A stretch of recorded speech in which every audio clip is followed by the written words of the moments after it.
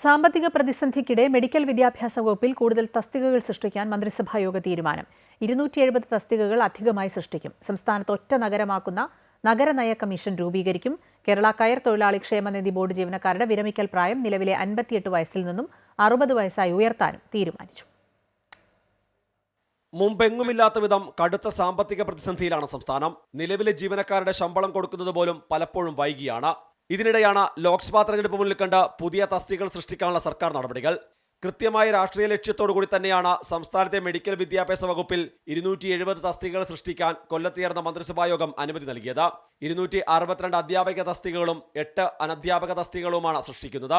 ഇതിനു പുറമെ സമഗ്രമായ കേരള നഗരനയ കമ്മീഷൻ രൂപീകരിക്കാനും മന്ത്രിസഭായോഗം തീരുമാനിച്ചു. ഡോക്ടർ എം സതീഷ് കുമാറാണ് കമ്മീഷന്റെ അധ്യക്ഷനാവുക. 1 വർഷത്തെ പ്രവർത്തന കാലാവധിയാണ് കമ്മീഷനുള്ളത്. സംസ്ഥാനം വലിയ സാമ്പത്തിക പ്രതിസന്ധിയിലാണെന്ന് ഹൈക്കോടതിയിലടക്കം സത്യവാങ്മൂലം നൽകി നിൽക്കുന്ന സാഹചര്യത്തിൽ തന്നെയാണ് ഇത്തരം കമ്മീഷൻ ഉൾപ്പെടെ നിയമിച്ചുകൊണ്ടുള്ള മുന്നോട്ടുപോക്ക് എന്നതാണ് ശ്രദ്ധേയം. അർബൻ കമ്മീഷൻ രൂപീകരിക്കുന്നതോടെ ആദ്യമായി സ്വന്തം നഗരനയം രൂപീകരിക്കുന്ന സംസ്ഥാനമായി കേരളം മാറുമെന്നാണ് സംസ്ഥാന സർക്കാരിന്റെ അവകാശവാദം. കേരള കയർ തൊഴിലാളി ക്ഷേമനിധി ബോർഡ് ജീവനക്കാരുടെ വിരമിക്കൽ പ്രായം 58 നിന്ന് 60 ഉയർത്താനും മന്ത്രിസഭായോഗം തീരുമാനിച്ചിട്ടുണ്ട്.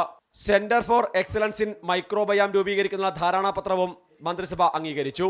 KDISC, Kerala state council for science technology and environment, Rajiv Gandhi centre for biotechnology എന്നിവ ചേർന്നാണ് ധാരണാപത്രം ഒപ്പിടുന്നത്. വ്യോമയാന മേഖലയിലെ പ്രവർത്തനങ്ങൾ ഏകോപിപ്പിക്കുന്നതിന് ടെക്നിക്കൽ കൺസൾട്ടന്റിനെ റിക്രൂട്ട് ചെയ്യും. ശബരിമല വിമാനത്താവളം ഉൾപ്പെടെയുള്ള പദ്ധതികൾ ലക്ഷ്യമിട്ടാണ് സർക്കാരിന്റെ ഇത്തരത്തിലുള്ള നീക്കം. അമൃത ന്യൂസ്, തിരുവനന്തപുരം.